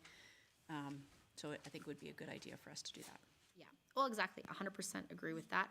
And that is why we just proposed taking this out of this facilities life cycle reserve, just because the gear washer was a small item that was in our operating budget. And then if we are going forward with the SCBA and the engine one, we're tied to doing the air compressor upgrade and maintenance. So of the facility reserve, the emergency facility part of it makes up 90% of that reserve. So we do have a large chunk of change there, and it was just to take 48,000 plus 11. This took $50,000 out of our operating budget by proposing this $50,000 here. It's just, it was, like you said, we've spent a lot on fire this year, and we thought that that would be one place that we could take from this reserve without impacting the reserve significantly, and just to lessen the burden to the taxpayers in this 1 year for that. Because we can't go ahead with the SCBA and then not do this compressor upgrade. And I don't think anybody's questioning it, I mean, how we get there, but just so I understand and everybody understands, there's no reserve on its own for the emergency services building. No, it's part of the facilities one, and we have some internal allocations that have been based on prior. So that's same thing like the fleet reserve. We do the $20,000 every year for the municipal enforcement vehicle. So the fleet reserve is X number of dollars, but $60,000 of it is technically what we have done for the municipal services fleet. So it's us keeping track of what we've put in. Yeah, if my memory serves me correct, the monies that were put into that the fire hall reserves was coming from the rent that the ambulance was paying us for the number of years. And they decided to put that money in because there was a cost associated with having a renter in there. So those dollars were set aside to cover some of the challenges that were there with maintenance for that. So I believe that's where the money was coming from. Okay, So I think everything that you propose right now is fine with council. Now that is gonna be funded, so. Okay, so really, all that I have left is the capital tables. So 2023, we've touched on. Actually, so flipping, I don't know, I think I took things out of order now. This capital grant page is the summary showing where all the grants are coming from. It says capital grants 2023.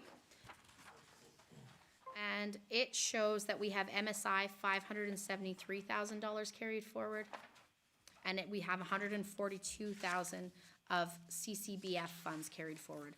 So the ISIP, AMWWP, and STIP grants are all very project specific, so there will be no carry forward for those because it's, you apply for the project, and if you get that project, you have that money until that project's done. The MSI and CCBF are our annual allocations.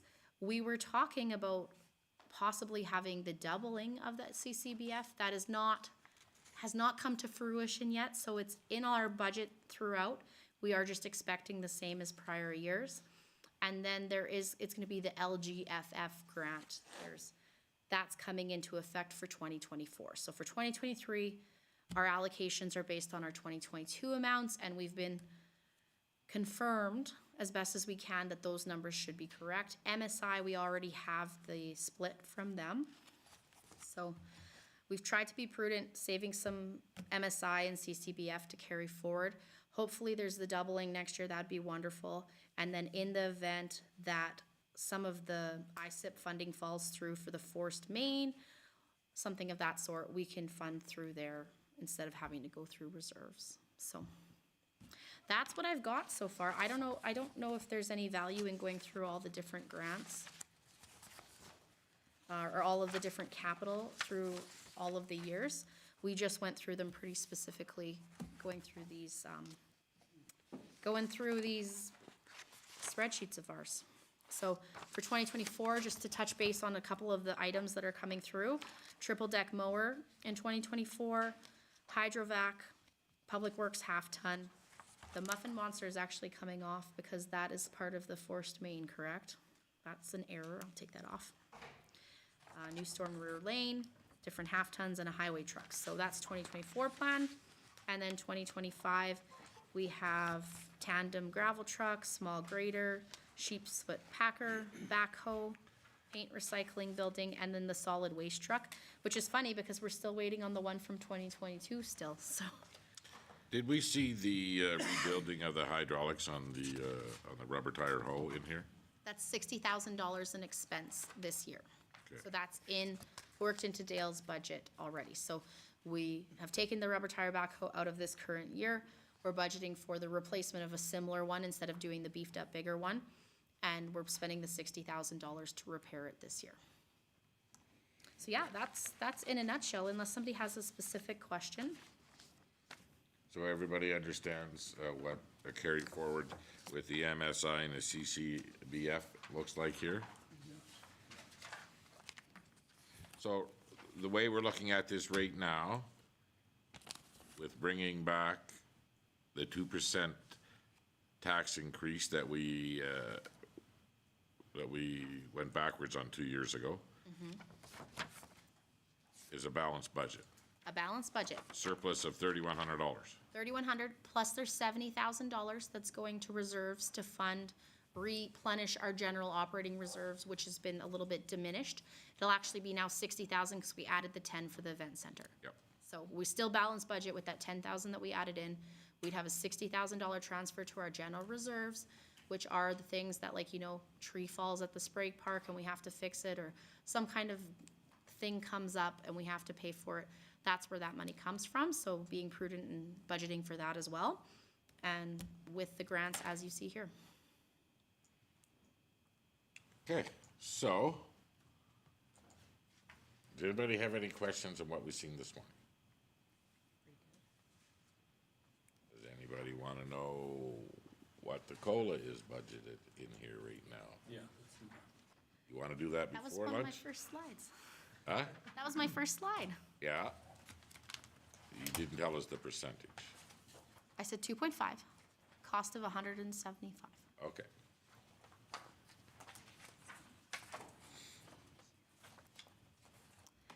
So the, just a moment.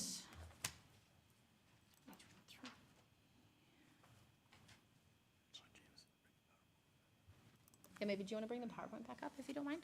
Because that's what I'm opening.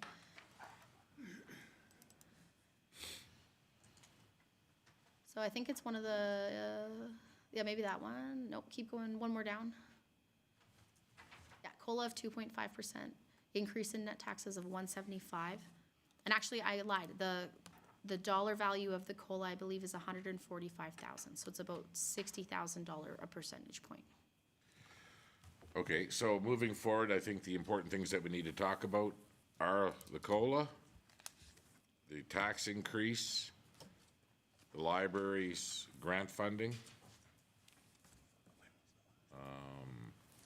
some user fees,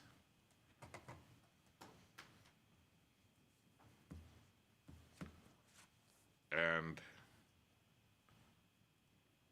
what we'd like to add into this budget that we're looking at right now. So those are some topics that we're gonna have to start looking at and give the, well, first of all, thank you. I mean, I'm very happy that, that you listened to everything that we said here, the senior admin, and we're seeing almost everything that we agreed on for the initial portion of this budget.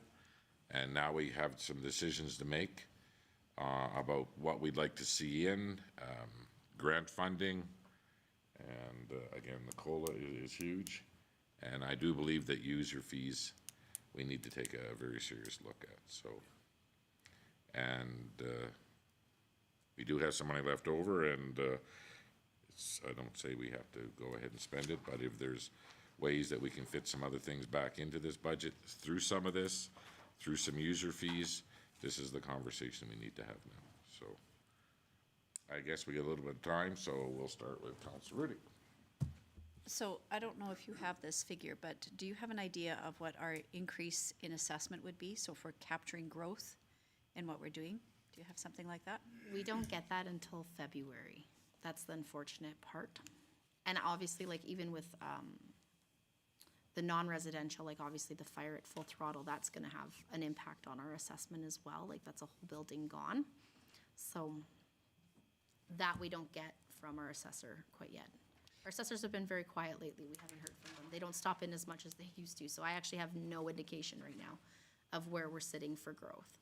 Okay, do we have an estimate potentially from permits that have been pulled and some of the things that we've been doing? Like an idea to be able to just sort of capture, because it is generally good practice to be able to capture growth in the tax increase, that would be one of the reasons to be able to link those two things together. As of right now, there's, outside of the renovation I was talking about at Innotech, as far as new builds and buildings in town, there's some small stuff coming, but nothing big. So again, this is a number, the assessment number that we don't get until the new year after the budget's been passed. But I think that we can probably say right now that if we're working on last year's assessment, that we'll be fine.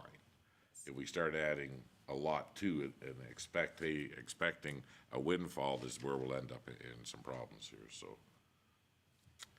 You guys want to start on the COLA right now and just have a conversation about what everybody thinks, or if you're happy with what the admin is proposing, or? Go ahead, Councillor Bullock. Yeah, as for the COLA with the summer students, I think I would like to see a change on that, of the no COLA on the summer students coming forward. Sorry. Can I just ask, and maybe Councillor Bullock can clarify this, I think it's important for us to know what we're talking about. So are we talking about no COLA for summer students, which equates to a reduction in, 2.5% off of a $15 an hour wage seems.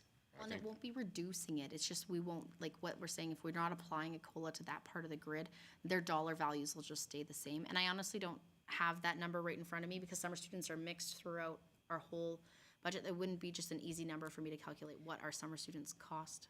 Yeah, and so I think that's my, I'm not expressing that succinctly, but what I'm trying to say is that pulling that out, I don't think is a material part of the conversation. I think more it's, do we agree with this estimation of 2.5% across the grid? And if we wanted to pull it out, that would be something that would be a separate conversation, because the proportion of our students and the proportion of this budget would be a nominal amount, I'm guessing. I was gonna say, yeah, if you don't mind. Yeah, typically with IP&D, we budget $12,000 per year per student, and that's to cover one university for 4 full months. So when you're 12,000 at 2.5%, that's $300 per student per summer. And I don't know if you guys all know this, the returning students, Go up a grid. they have a grid system built in as well as they return year after year. So right now, I think the entry level on the Canada Summer Employment Program is somewhere around $18, $17 an hour is where they start. Yeah, but Canada Summer Jobs only pays us half of minimum wage, so we get $7.50 back too. Okay, so I understand for students. And then as they return, and university students and stuff, they're on a grid, they go up. So, I mean, when you're on your 4th year or 3rd year working for the town in the summer, you do very well. I mean, they make a good, but they've been here for 3 years too, and they also hit the ground running when they get here. So they know how we operate and stuff like that too. So overall, if we were to look at not increasing these positions with COLA for the whole year, we are probably looking somewhere around $4,000 would be what it would be all enclosed here. But I mean, if we need to look at something like that,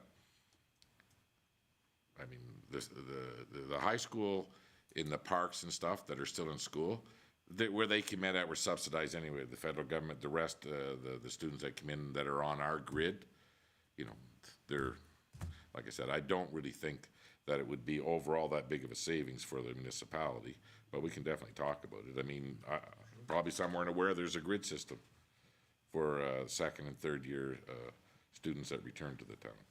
Go ahead. So for me, I knew it wouldn't be much, but I'm looking at how I feel about, helping out employees. So I'm saying, overall, we've got all these full-time employees, and we're saying we know how high the costs are, so we're going to increase the COLA. And I just, in some way, wanted to differentiate that there's a difference between what we're trying to do for our full employees versus our summer students, because majority of summer students, I guess I can't say all, but the majority of summer students aren't facing the same costs, because a lot of them are living at home and whatnot. And I realize it's such a small amount. It's more just, I was kind of thinking of a way to show that we're trying to address the costs that are going to our employees, because they're facing so many more costs, where I don't think the costs they're going to the kids are always the same. And then I just had one question when we were talking about students and whatnot with our Canada Summer Jobs. Because the Canada Summer Jobs now allows, this is crazy in my mind, but Canada Summer Jobs actually allows you to pay or apply for funding for up to 30-year-olds. Is there, do we have way older people under Canada Summer Jobs? Because I am seeing that in a lot of communities where they're applying for a lot of their seasonal work as Canada Summer Job work because of it being up to 30 years old. We can definitely look into that for sure. The update just came out on Monday, so I'll send it to you. Can I add? We'll just take I'll let the directors ask you fill in. Just another thing, so to go through and adjust all the grids for the summer students will actually take me a significant amount of time in our thing. And the other side of it, in the last 5 years, we have actually had not 5 years, the last year, we've had a really hard time recruiting and filling these positions. We've ended up paying high school students and only filling them for 2 months of the year instead of 4 months a year. So on the other side, playing the devil's advocate by having some of these, a 2% COLA on that, it might be easier for us to track some of the other staff. Because obviously, if our wages were that much better than everywhere else, we would have people fighting for the positions, and they really aren't anymore. Thank you, Councilor Lemko. Yeah, I was going to echo that as well, Director Saskew. I wanted to also say that the COLA will be reflected in the volunteer firefighters' pay as well, right? I believe so. Those numbers will go up, as would the numbers for the summer students. So if we're going to do one, we're going to do the other. Go ahead, Chris. Yeah, thanks, Your Worship. And I actually agree with the comments from Director Saskew on those summer students. I've actually experienced that in my own family. My son last year was a summer student with a forestry company at $31 an hour. So those are the folks we're in competition with for those students to a certain extent. So every little bit helps if we're trying to recruit. Okay, so we're gonna start here with Councillor Barry. Are you okay with 2.5? You wanna go lower, or you wanna go higher? Thank you, Worship. I think I'm satisfied with 2.5. Okay. Councillor Bullock. I think I'd be around 2.0. Okay. I'm comfortable 2.5. I would be open to slightly going higher, and I understand it's tax dollars, but everybody's hitting a really hard hit in the inflation, and so I would be open to 3 as well, but I would be comfortable at 2.5. Okay. Councillor Riddick. I would be of the same mind. I think that we're talking about a nominal amount. Some of our employees, as it was referenced, have been longtime employees. We've been very prudent the last couple of years to ensure that they were able to maintain employment as much as we could through the COVID time when we had a lot of facilities that were closed. So I do think that this is a prudent decision. So 2.5, you're good, or would you like to see it? I think 2.5 is, no, I wouldn't want it lower. I Okay, think put it that's higher. a reasonable amount. Okay. Councillor Curtis. Yeah, for me, 2.5 or 3, if it's possible. Just again, attention, retraction. Keeping good workers here is important. Building the culture. So that's where I'm at. Okay, thank you, Councillor Lemko. Your Worship, with the cost of living going up, and we're all feeling that, I have no problem with going to 3 across the board. Okay, I feel that 3 is fair too, myself personally, so where are we at in this? You, Yeah, I'm fine. I think 3 is more than reasonable. I think that's a reasonable amount. I would say that we've settled on 3. it's hard to retain employees as it is today's times, and, you know, it doesn't even match the inflation rate where we're at right now, but the positions we hold, we have to be very careful how we spend the money, because we know that we only have one source of revenue, and it comes from the taxpayers. So I think that we could safely say that the council's ready to go to 3% for 2023. Go ahead. Just to let you know, so that's an additional 30,000, 29,100. So actually still within balanced budget as it was presented today, so just a slightly less going to reserves, so Okay. not impacting anything. Okay, so that being said, I'd like to call a break for lunch. And I gotta run to the Legion, and then we'll come back and we'll start looking at some of the other grant funding that's been requested and built into this, and user fees.